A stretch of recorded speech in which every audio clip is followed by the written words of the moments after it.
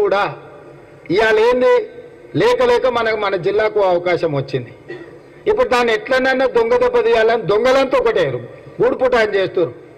ఎందుకంటే మనల్ని సొంత జిల్లాల రాజకీయంగా బలహీనం చేస్తే దీన్ని చూపించే రాష్ట్రమంతా మనల్ని తిట్టుకుంటే తిరగొచ్చు అని ఇద్దరు కలిసి కుమ్ముక్కై గద్వాల్లో కూడా మనం గెలిచేటోళ్ళం. దొరసాని వచ్చి మొత్తం తీసి అవతల అల్లుకి వేయించింది. అప్పటి వరకు కొట్లాడారు. అవునా? ఓట్ల కంటే ముందు రోజు వరకు మామ అల్లుడు ఫుల్ పంచాయతీ అన్నారు. కానీ ఓట్ల కాడికి రాగానే దొరసాని వచ్చి మొత్తం తీసుకుపోయి అల్లుడికి వేయించింది. లేకపోతే కాంగ్రెస్ కండు మూసుకొని గెలిచే సీటు గద్వాల సీటు.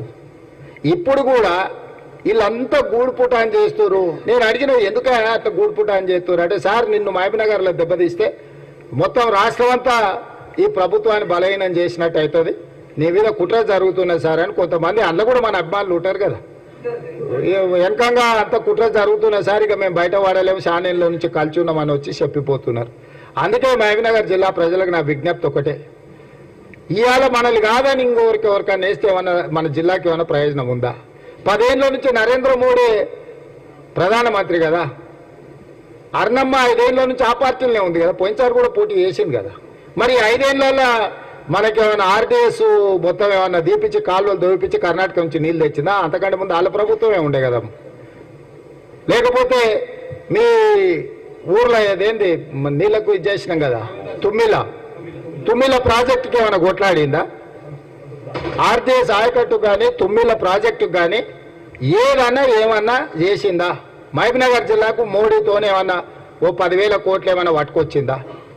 మరి ఆ మొత్తం ప్రధానమంత్రినే జాతీయ ఉపాధ్యక్షురాలు ఉండే డీకే అర్ణమ్మ జాతీయ ఉపాధ్యక్షురాలుగా పాలమూరు రంగారెడ్డి ఎత్తిపోతల పథకానికి జాతీయ హోదా తెచ్చుండొచ్చు కదా. నువ్వు మాత్రం జాతీయ ఉపాధ్యక్షురాలు తెచ్చుకున్నావు, మహబూబ్నగర్కు పాలమూరు రంగారెడ్డి ఎత్తిపోతలకు మాత్రం జాతీయ హోదా ప్రాజెక్టుకు తీసుకురాలే. 10 పైసలు ఏమన్నా తెచ్చిండ్రా? మరి ఇవాళ ఎక్కడ తిరిగి ఇంత మంచి జరిగింది, పాలమూరు బాగుపడేటట్టుంది, దీన్ని ఎట్లన్నా ఖతం చేయాలని చెప్పి ఇవాళ వంశీచంద్రెడ్డి మీద డాక్టర్ మల్లురావు గారి మీద కోపం కాదు, రేవంత్ రెడ్డిని దెబ్బతీయాలి, ఎట్లనైనా చేసి దెబ్బతీయాలంటే పార్లమెంట్లో మనం కింద మీద చేయాలని పని కట్టుకొని టీఆర్ఎస్ వాళ్ళు బీజేపీ వాళ్ళు కూడ వలుక్కొని మాట్లాడి చేస్తారు. మన గద్వాలో ఏం జరిగిందో మీరు ఒకసారి ఆలోచన చేయరు.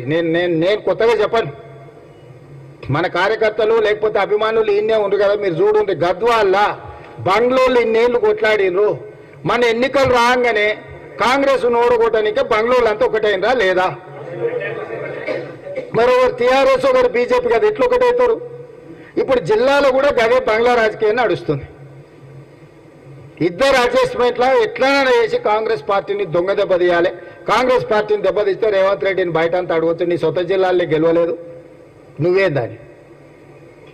ఎందుకు మహబూబ్నగర్ జిల్లాలో కాంగ్రెస్ పార్టీని ఓడగొట్టాలి అడగండి.